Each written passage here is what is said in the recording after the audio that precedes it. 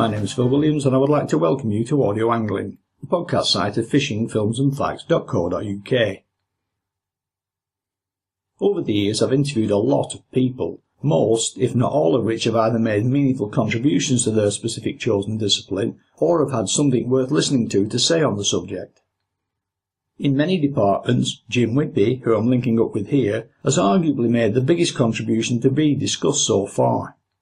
Your angling CV alone suggests that in terms of international representation, you have to be one of, if not the most experienced sea angler in the country. Well, I have done a wide range of fishing. I started off fishing in a Euro shore match for England with the EFSA team. I then did light tackle fishing out in South Africa for the England team. I fished in the Euro boats, the Game Championship, the game for an England team, and culminated with fishing 6 times for England in the World Boat Championship. So I have covered a wide range of techniques while I'm fishing. I actually didn't start as a shore fisherman. I really took up fishing when I injured my knee badly playing football. I was a mad keen footballer. And I went straight into competition boat fishing. My brother-in-law was a keen angler as well, but he was so poorly and sick when he's out in the boat, I decided to start a shore section up at our local club, and that got me into the shore fishing as well. From there on, I started the Sussex Leagues. The first year I ran it, I think back in 1980, we had 31 teams of 5 fishing all the venues along the Sussex coast.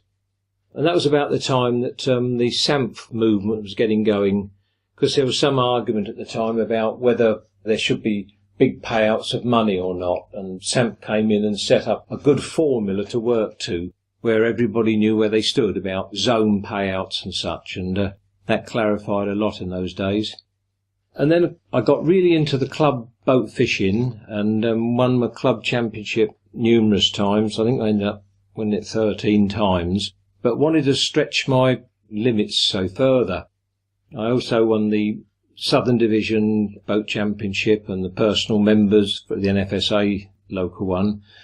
Got talking to Brian Meads, who was a well-known international angler at the time, said, how do I get into furthering things? So he suggested I joined EFSA, and if I was good enough, I'd get into the teams, and it went from there.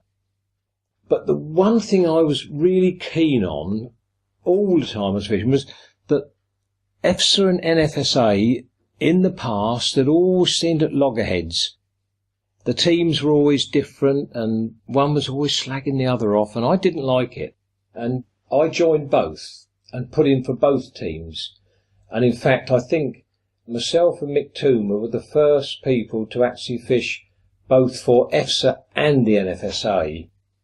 We both fished the World Championship down in Portugal the first time together, and I feel it helped draw the two organisations together. Obviously other people who are administrators took it the further. Peter Peck and other people, forward-minded people, got together to bring it closer. I mean, in recent years, it's ended up, I've been a selector for the NFSA, also a public relations officer for EFSA, and I've helped select the teams for both organisations. So I think the marrying of the two has come together. Now with the Angling Trust, we've really just got the one organisation, and I think it's all to the good of angling. Place yourself in terms of combined experience on the international scene. I've always been keen to see things run properly. I started my own club shore and boat section and ran them both for many, many years, I think 22 years. I ran the Sussex League for about 6 years, again because I wanted to see things done properly. But in recent years I've let others come in and do things. I mean, I've worked finding sponsorship for the EFSA, for the European Championships and things like that. But I wouldn't say I was a great mover and shaker. I have, as I say before, I like the idea of getting the organisations together, and I'm a competitive angler and I wanted to compete at the highest level, and I've been lucky enough to do that. So how does your CV read in terms of medals? Well, I've had success sort of all the way round, really. I'm thrilled to bits to have done it. So after the club championships and the divisional championships, I moved on to EFSA. Probably the greatest success there, I was captain of the EFSA team when we went to Norway, where we'd never won a medal, and we won the gold medal easily that year. That was tremendous. And then I captained a light tackle team down in South Africa. We didn't win down there, but that was a fantastic championship. I fished 2 game championships in the European Federation and won gold in both of those, but they were team events, so it's not just me, it was a team effort. And then, of course, in the World Championships, I was lucky enough, we had won the silver medal, I think that was in Belgium, and the bronze medals in Denmark, so they were quite highlights. Well worth burgling then. But on a more serious note, a very impressive CV, as I was saying. However, within that, there has to be some sort of personal preference. So to better understand what and where that lies, it might help to do a run-through of what led you along your particular sea angling path. Well, I was born at Pevensey Bay, right on the sea, and with my young brother, we spent all our time on the beach. We used to put sand lines out. That's where you peg a line down on the beach at low tide, and the tide comes in, you catch the fish. When the tide goes out, take the fish off. We were each given a lug spade when we were about 10 or 12 by an old fisherman, and we used to dig lugworm and sell them to holiday makers. And that developed. We just enjoyed fishing. But football was my real game until I mucked my knee up. I did a bad cartilage injury. Then I had to look for something competitive to take its place. And fishing was the thing that did that. And I just went into it wholeheartedly. As I say, first of all, I started boat fishing. I used to do a lot of the big matches along the south coast of the shore. But what happened was I ended up trying to do both, beach and boat. And I got to one championship and I'd taken the wrong box. I had all my shore stuff and it was a boat championship. And I thought, this is daft. I've got to change. I've got to concentrate on one thing or the other. So in 1988, I made a conscious decision that I'm going to stop shore fishing and concentrate on the boats. And from there, it went brilliant. I think that year or the following year, I won the European Cod Championship. That was a great start. I won the 5-day Plymouth International, the 5-day Weymouth International, and things took off really well. That's how, because of those sort of results, I managed to get into the world boat team. And while all of that's going on, there's still the more down-to-earth day-to-day fishing too. So how has that changed in terms of quality over your time? Well, it's funny. Everybody says that the fishing back in the 60s and 70s was brilliant and all this. But in 1967, I think it was, the Angler's Mail produced an Angler's Logbook. And being a fanatic at the time, only young, I bought the logbook and I started filling it in from 1967. I've got it in front of me here. Kept a log. I went out 135 times that year. And that was only in a 10-foot dinghy. That was quite a number of times to go out fishing. And the results were no better than you get today. It's rubbish to say that the sea was full of fish and all this. The fishing then, mind you, I was only probably limited to 4 or 5 miles out. But the same could be said today. I'm sure the results would be almost similar. In fact, the results would probably be better today because of several reasons. We always used to anchor down. Everybody went out fishing out of Eastbourne, anchored down. Nowadays, nobody anchors. We drift for the place, we drift for cod, we drift for pollock, and it's changed the fishing. The quality of the tackle, the knowledge and the technique and the baits used means we're getting the best out of the fishing. And as I say, on many fish, it's better now than it was then. With certain species, you could argue the same up here in Lancashire, and very likely in most other places if the truth be known. Some species, cod for example, have declined dramatically, but we had a good spell on the bass for a few years, and currently there are lots of rays and plaice mixed in amongst all the usual stuff. It seems to work in cycles, with not everybody necessarily being at the same part of the cycle at the same time. Well, there are cycles. If one fish has a good year, it's probably eaten the young of another fish and keeps them back. And you're right. You get a year where there's a lot of dabs, a year where there's a lot of plaice, and another year it'll be all cod or something else. You never get all of them together. It definitely works in cycles. One year, we had a run of dabs in Pevensey Bay that was just unbelievable. I weighed in 45 pounds of dabs in one competition. I think that was 115 dabs or something like that. But the year after, if you got 10 on a day, you were doing well. But now we've had years of place. The last 3 years off Eastbourne and the Sussex coast been tremendous run of place. We've had a good run of codlin, up to 6-10 pounds within 5 miles ashore, which is not something we get regularly here. So you can never go out and think, right, this year it's going to be bass or cod or plaice. It'll be one of them, but not all of them. Speaking with a friend of yours recently, Tim McPherson, he made the point that black bream have been slipping steadily into decline along the Sussex coast for quite a number of years, to the extent that people are now starting to take action to try to bring about some degree of reversal. Well, I won a match down at Shoreham, I think it was 63 pound of bream, and every single bream I caught and everybody else caught was brought back to the weigh-in.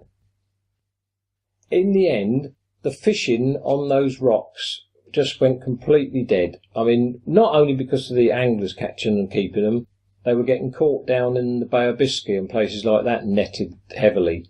And it really died a death, the fishing at Littlehampton. But with the enlightenment of conservation and things, the stocks have been building up, and there's been some fabulous catches. I do remember an NFSA competition they had there a few years back, where over 1,000 black bream were caught, but only 4 were brought back for weighing in. All the others, lots of females, full of roe, and that, all put back alive.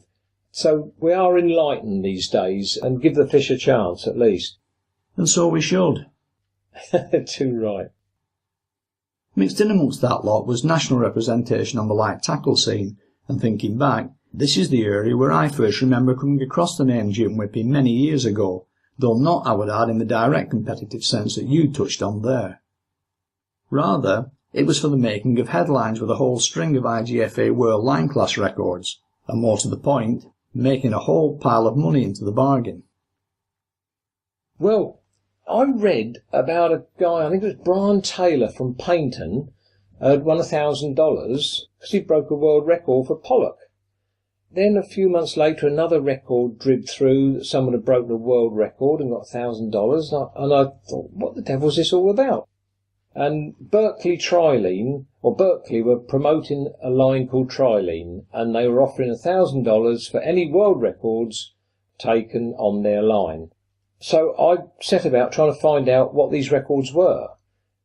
And it was line class records, anything from 4K, 6K, 8K, the best caught on each of these lines. And I couldn't find the records. Eventually I got hold of Ray Rush, I think it was, who used to be the secretary of the British Light Tackle Club. And he provided me with this list. And when I looked at it, I could not believe. Bass and conger eels, I think, were the two that struck me. They'd just been accepted onto the IGFA list as game fish. So they were open. There was no records, or just an odd one. And the women's ones were all empty, and some of the men's on the bass. And, 2 days before I'd been out just to a little local wreck catching bass. So I thought, well, hang on, if I put one in, whatever size, it's got to be a record. So I bought all the spools of line from 4 kg up to about 15 kg and set up my rods with them, and I went out fishing and started breaking these records. I took the wife with me because she was a keen angler at the time. She won our ladies' championship a couple of times, and we went out and we worked our way through, starting on the 4 kg, then the 6 kg, sending these records off. We catch them 4, 5, 6, 7, 8 pounds. My wife even had one 12 pound 3. And we're talking about a little wreck no more than 200 yards offshore. But we kept sending the records off to the IGFA, not knowing anything. We didn't hear a thing for, I think, at least 4 or 5 months. But I kept going out, doing the records and sending them off, thinking, well, it'll all come about. Eventually we got a letter back through to say the first one we'd done had been accepted as a record. Thought, wow, that means we've got $1,000 there. And then the letters started coming through regularly. This one had broken a record, that one had broken a record. We've gone out and broken it again. And that first year, we did 16. And we had a big presentation with Bernard Cribbins and a few other people in England who had started doing the same sort of thing. And we got cheques for $16,000. Now, the second year, Berkeley realised that they were getting hammered. People all over the world were going for the records on Trilene, and numerous were getting caught. They said each person only had one for the year. So, as I've got 3 daughters, I thought, well, they're women, so I took each of the daughters out, and they each had world records. So the next year, I think we ended up with 5. I had one, my wife and the 3 daughters each had one. The youngest daughter, I think, was 11 at the time. She got her picture printed in the International Game Fishing Association book. 11-year-old Anna Whippy with an 8-pound, 8-ounce bass breaks the world line class record for 8-pound line. Then the following year, after we got 5 that year, so that was like 21, they said you could get $2,000 if you use our Berkeley Lightning rod and our Trilene line. So I bought 5 Berkeley Trilene rods, and off we went again. That year, though, I think only 3 of the records came on the rod and the line, and a couple of the others came on the line but different rods. But it all ended up after 4 years of this. They stopped the scheme, but we had managed to do 31 records. And of course, at the time, the exchange rate was almost even, £1 to $1. So it was pretty worthwhile.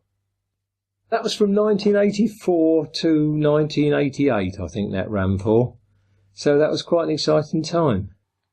Now, while all of this was going on, in terms of paying the regular day-to-day bills, you was, I believe, in the carpet trade, which hit a sticky patch, prompting you to test the water on the journalistic scene. I was. I started as a carpet fitter and became a carpet specialist and ran my business for 28 years. But in the early 90s, there was a recession and nobody bought any carpets. And going back, I've always been a communicator.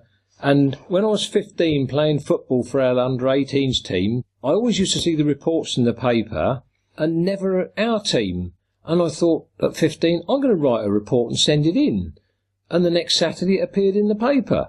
I thought, this is great. So every week I wrote a report on our football team. And then when I got seriously into the fishing, I started doing a regular fishing report. And it became quite a regular thing in the Eastbourne Herald. I must have written for 7 to 9 years regularly the angling reports. And when this recession hit, someone said, why didn't you start a paper for sea anglers? And I thought, I don't know whether we can or not. And it transpired in the end that we gave it a go. I created Sea Angling News. It was a free paper. We printed about 12,000 copies a month and delivered them out to shops in the whole of the south, well, actually from Orford or Aldborough up on the east coast, right round to Weymouth down in the southwest. I delivered them in a little old white van, all on my own, all round that area. Wrote the whole thing myself virtually in my 10x10 office down in Pevensey Bay, and got Pat and myself, we sold adverts to support it. And we did that for 3 solid years. I worked about 14 hours a day, I reckon, to make that go. Pat used to come and drag me off the computer sometimes. I mean, had some horrendous days where I pressed the wrong button and lost a whole day's work in those early days, as you know all about. But then, after running that for 3 years, I'd taken a break. I worked so hard, we had a week away, came back, there was a message from Tony Curry saying, are you interested in running a national colour magazine? Because David Hall Publishing wants an editor and to create a magazine to go up against Sea Angler. And of course I said, yeah, I'll take a chance. And that's what I did next. I rang David Hall and met up with him, and things went on from there. But that wasn't the end of Sea Angling News. No, I sold it to Norman Berry, a guy down Portsmouth way, And he kept it going up to within about 2 years ago, and now it's been taken on by Dave Roberts from Minehead, a charter skipper down there. And it's still going, very healthy little paper, very highly thought of. So yes, it's still running. And this is the point at which you and I started to collaborate, with you ultimately becoming my boss for quite a few years. At the time, I was doing all of my writing for EMAP. The company has since changed its name to Bauer, but the titles, which include Sea Angler and Angling Times, are still the same. I remember at the time wondering what I should do. We had spoken about me making some contributions, but it's no secret that I wasn't too sure. Perhaps I thought that Total Sea Fishing, which was the title in question, might not survive going head-to-head with Sea Angler. Oh, ye of little faith, it's still going strong today in 2014, but not for a long time with you at the helm.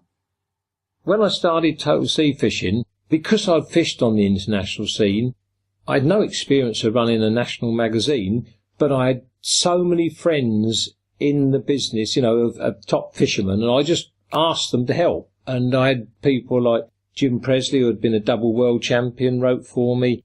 Trevor Rooney had been an international shore angler. Graham Pullen, of course, was very well known. And I rang these guys up, and they all put articles to me, and it just went great right from the start. And I believe, I'm not quite sure where you came in, but I do know I did speak to you about doing articles for me, and you were very iffy about leaving, was it Boat Angler you were with? I'm not sure myself, to be honest. I do remember doing some articles with no author name. Like I've said, it was the uncertainty of the outcome of going head-to-head that concerned me, because it was never going to be an easy task going up against Sea Angler's long-established name. No, it wasn't an easy task. We knew we'd never match them on numbers, but, we got a really hard core of readers who appreciate what we're doing. And, of course, that, again, is another magazine that is still going today. Obviously, I started that, and I stayed as editor for 3 years, then moved on from there. Again, with EMAP in your sights, because they'd been running a magazine called Boat Angler, which they decided to incorporate into Sea Angler, creating a bit of a gap in the market, which I believe you decided to exploit. And this time I was only too happy to defect. Yeah, well, what it was, halfway through my editorship of the Total Sea Fishing, as you say, EMAP decided I don't think Boat Angler was doing that brilliant, so they decided to cut it, but incorporate it into the back of the Sea Angler. And I thought to myself, if ever I leave Total Sea Fishing, there's an opportunity for a boat angling magazine there still. I mean, I always liked Boat Angler because at that time I was doing only boats and I didn't want to read about shore fishing and other things like that. So I knew that there were like-minded people who would still appreciate a boat angling magazine. But if EMAP couldn't make it pay, though admittedly their overheads would have been far greater than a small private company, did you not feel it was a gamble? A risk? Do you know, I didn't. I felt that I had enough name in the business and people I knew that I could do something with it. I was never going to match the numbers probably they were doing. But as you said, with lower overheads and targeted people, I could make it work, and I'm very pleased to say that I did. I don't want to embarrass you here, but in the eyes of many people, it not only worked through identifying then satisfying a market niche, but more crucially, because you was at the helm guiding it in a direction in terms of content that people could really identify with and enjoy. This is one of the things that did give me some credibility, the fact that I was fishing at the highest level. The other thing I felt really strongly about was there was a chance of running a national boat league. And I did put it to David Hall at Total Sea Fishing when I was there and got it all set up with the NFSA to run it and found that they had decided to go with a pen qualifier, a different setup altogether. So the league was shelved. So I knew that if I did start a magazine up, I had that I could use because it was sort of almost there in structure, just waiting to be put into operation. And as soon as I started Boat Fishing Monthly, that's one of the things I did. And immediately won it yourself. Well, yeah, I mean, the whole point there, you had to win your club matches locally, and if you had good results there, you got into the 10-man national final. And I think I won 4 out of the 5 competitions I fished at our club and qualified as a finalist. Although I was editor of the magazine, I still decided I'd fish it. But we had sponsorship from Suzuki and Warrior boats, I think, at the time. And I actually won the final by quite a fair margin.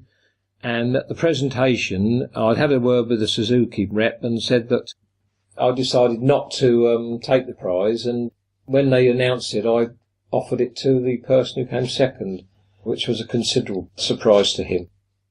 £12,500 worth of prize. But I've got to say that I didn't miss out on that.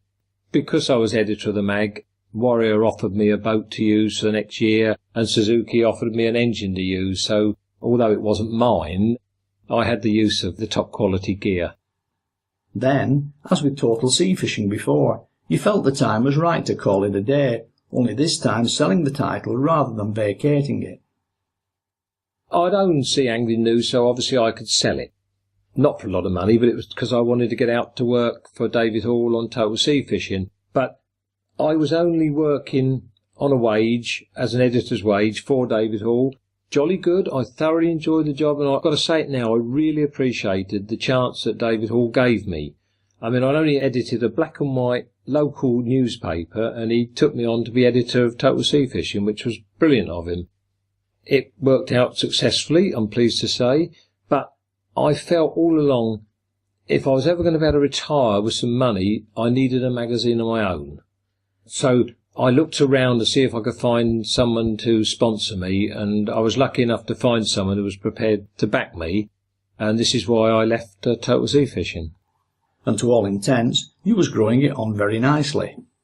But the magazine world was changing. Information was suddenly freely available on the internet, and young people were shying away from outdoor pursuits generally in favour of game stations and the like. Well, there was a lot of things. At the time, we were still on the up. The boom was still going. Everything was going great. There was advertising money. And I had someone... No, I don't know whether it's... No, I think we decided to check to see whether it was a viable thing to sell. And I got onto an agency who sold businesses. And they came up with quite a lofty price and said it's worth. And I thought, well... Yeah, I was getting on to round the 65 mark, was it? I think, or maybe a bit just before then, with a view to retiring. So I thought, well, let's go for it. Let's see if anyone's prepared to offer the money that he's talking about. And as it happened, 2 companies came in and started sort of throwing money to take it over, while I sat back and let them argue over it. In the end, Warner Brothers up in Peterborough, who had been printing it, they bought it. So it was terrific. I was able to pack up and retire. With hindsight, do you think that a general publisher with so many different titles was the right company for such a specialist magazine? I do, because their whole company ethos at the time, they had lots of small magazines, not doing massive amounts, but all in a niche area. And so they were quite happy to take on a thing like a fishing mag that had obviously been quite successful for them. And they kept me on for a year as a consultant, obviously, and asked about anyone who could do the editing. And Dave Barham, my deputy at Total Sea Fishing, had taken over there as editor, and Warner's then eventually took him on to be editor of Boat Fishing Monthly. And subsequently... he goes on to own the magazine, but that's another story. Which I am planning to ask you about shortly. But before I ask that, do you not think that magazines generally are at the crossroads in terms of viability as new delivery technologies take over from the printed word? Plus, of course, as had already been hinted at, people are drifting away from outdoor pursuits such as fishing in huge numbers anyway. Well, subsequently, yes, but I wasn't aware of how fast things were going to move electronically. I mean, the workload now for the editors is probably double they've virtually got to do all the stuff they do for the magazine, plus all the stuff for the website and Twitter and all these other things that I'd never got into. I mean, that was one of the things I said to myself when I was editor. Any of these arguments or things that cropped up online between a few people who were doing it, there was always someone slagging someone off. Even if they said something about me, I never, ever responded. Because as soon as you respond, you then antagonise the other side and they come back at you and it escalates. I just let it die. If anyone said anything about my magazine or me, I never said a word. Just let it die a natural death. And I felt that was the best way. But nowadays, of course, people feel forced to respond, and there's so much electronic going on. I wouldn't want to be doing it now. Then, Warners themselves pulled the plug. What was going on there? I don't know. I'm quite sure that it became quite tough to sell advertising, not only in that magazine, but I think generally. Things had started a downturn, and this is what, in a way, surprised me, that Dave took the magazine on, because obviously if Warner were packing it up, things were getting pretty hard, I should imagine. But I'm impressed, actually. Dave has managed to keep it going in these difficult times with the extra added stuff that he's got to do with all this stuff on the internet and websites and things. That said, it does seem to grow thinner and thinner month on month. Yes, but that is based on sales and advertising revenue. You can't put down 120 pages if you're not getting the revenue in to do it. But if you've got perhaps a lesser amount of people buying it, but you can give them good value in 75 or 80 pages, then it's probably the way you've got to go. Back in 2012, I was down at Bower recording a similar interview to this with Mel Russ, and even today, his magazine Sea Angler positively strides along in terms of content, page count and all the rest. So it can be done. Yeah, I mean, let's face it, it developed a great name. I mean, the first magazine people think of is Sea Angler. If you ask nearly anybody, what magazine? Oh, Sea Angler. And it's kept a good standard up.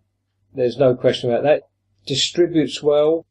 If you've got a lot of power behind the publishing company, and they can place the magazine everywhere they want to, that's another big plus.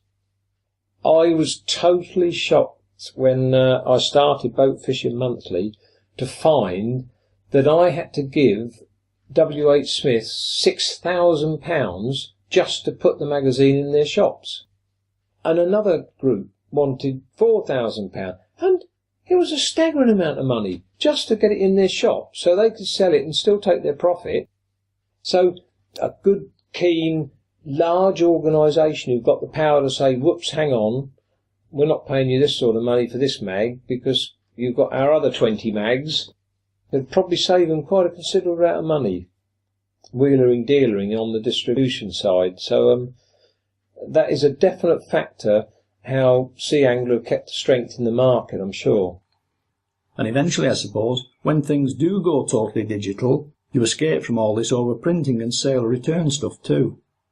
You're right, yeah.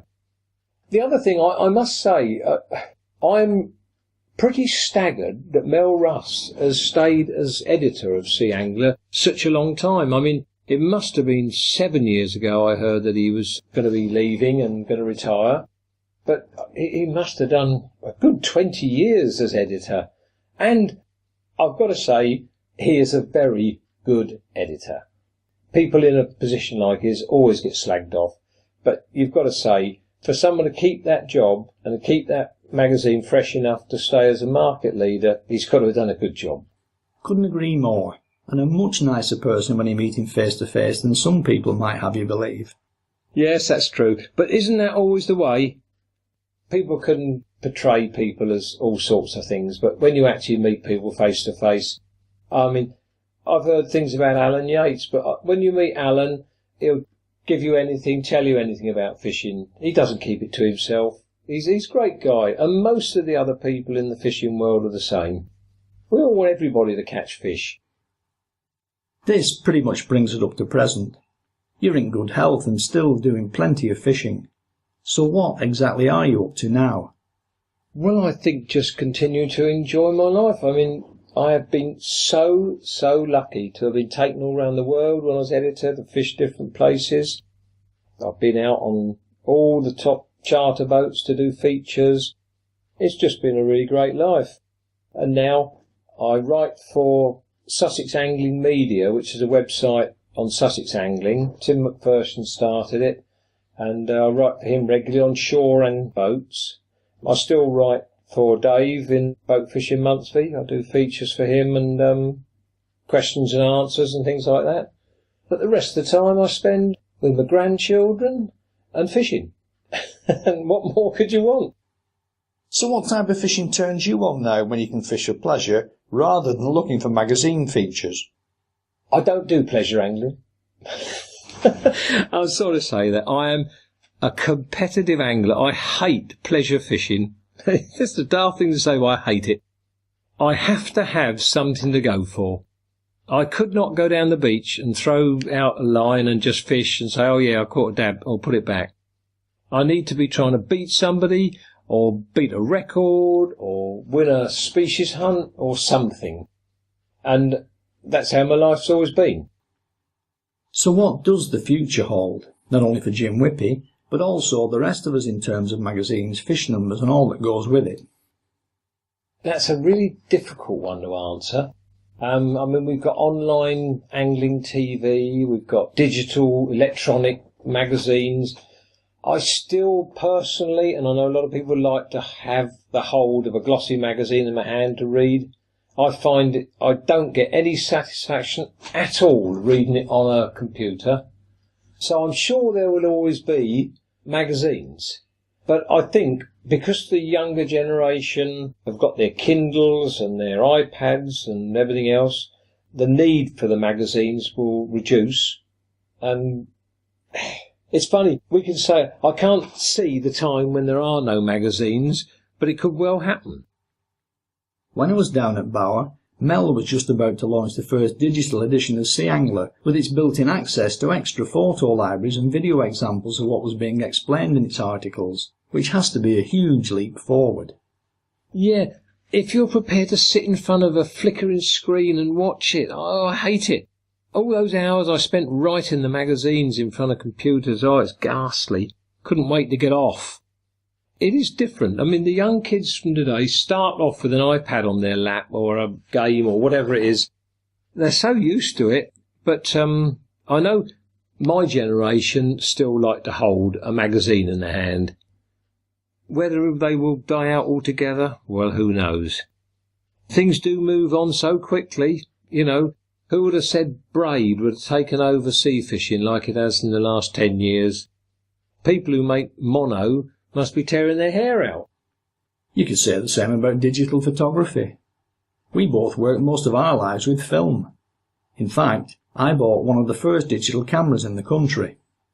It was the 3.3 megapixel version, and I first used it to duplicate some transparency film coverage of a wrecking trip out of Bethely for you. Oh, yes! When I inquired as to whether you could use digital, you said you didn't know, but you would ask at the printers, so I sent both versions down, and that resulted in the first ever fully digitally illustrated fishing article in the UK. Well, I can tell you, my Boat Fishing Monthly was the first angling mag to use a digital picture on the front page, because as soon as I started it, I said, I'm going to go modern. I didn't know a lot about it, but I used digital pictures on that front page from the very first day, and I'm glad I did. I mean, some were a bit grainy to start with, but the development, as you say, was absolutely amazing. At David Hall's, I had to do everything by transparencies, and that was a nightmare.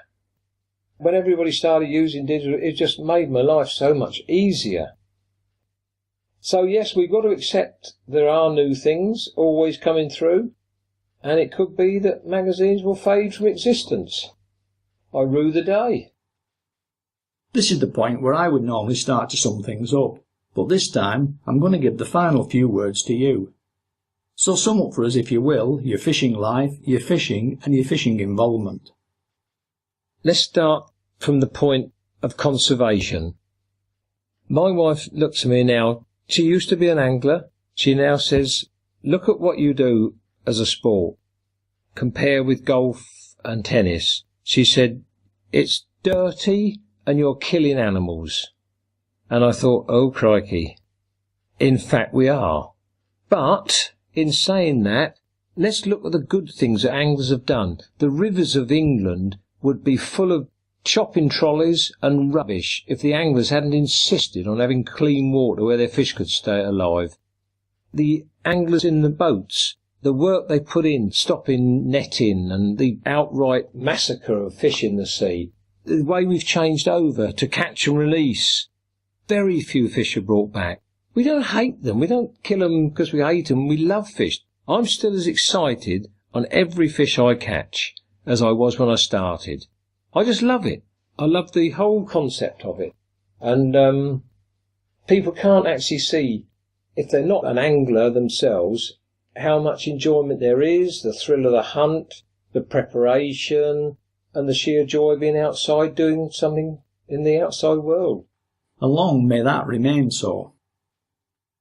Can't think of anything we've missed, can you? No, let's just jot back through the things you said, see if there's anything we missed out on. I was going to say about records. There's always been a feeling that he had a British record, but he put it back alive, what a hero. I'm not completely happy with that. One of the best things that ever happened was Vic Evans getting a £133 conger in 1999. The reason I say it's the best thing, through the 70s, 80s and 90s, everyone who got a conger over about £90 brought them back, killed them, because they wanted to beat the record that was about £100. And numerous fish were brought back that were never going to break this record. But as soon as he put that 133 pounder in, it just stopped that dead. Unless you get a conger that's nearly 150 pounds, you're not going to bother to bring it back. So by keeping a record, I reckon that saved congerills. Certainly a lot of 100-pounders. And the same with smooth hounds. A lot of people say, oh, we've got a wonderful smooth hound, we put it back alive, it's a record. If they'd brought that one back and established a good record, nobody would have worried about bringing ones that were close. And one fish out of a species is never going to change the whole world. When you come into a port with one fish you're going to put for a record claim, and the boat next to you is a trawler, he's got 10 boxes of bass and 15 boxes of skate. Never going to make any difference, that one fish. I've had this conversation with the voice recorder running with Mike Healing, chairman of the British Record Fish Committee, arguing that weight is only one way of expressing the size of a fish. A point system based on quick in-boat measurements out at sea, then releasing the fish, is equally valid. Yeah, I do agree, but I have seen some extraordinary weights given on a charter boat where the thing's tipping about and they range from, oh dear. All the more reason to get away from weights and record a fish in a different way then.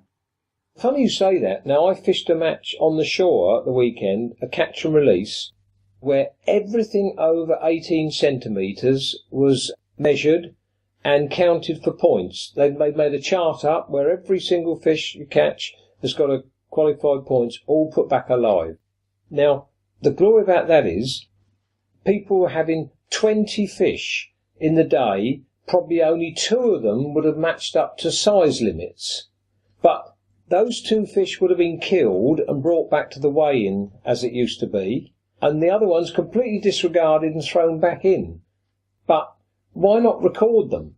Yeah, you don't need size limits if everything's going back. Exactly, yeah, and I was really impressed with the way it went. All the fish went back alive, but instead of having 5 ounces to your name, you might have got 150 or 200 points for the fish you've had. A much better way of doing it. But that's for the future. I sometimes wonder what people looking back at what we see as the norm today will actually make of it all. But perhaps it's best sometimes that we won't be around to find out.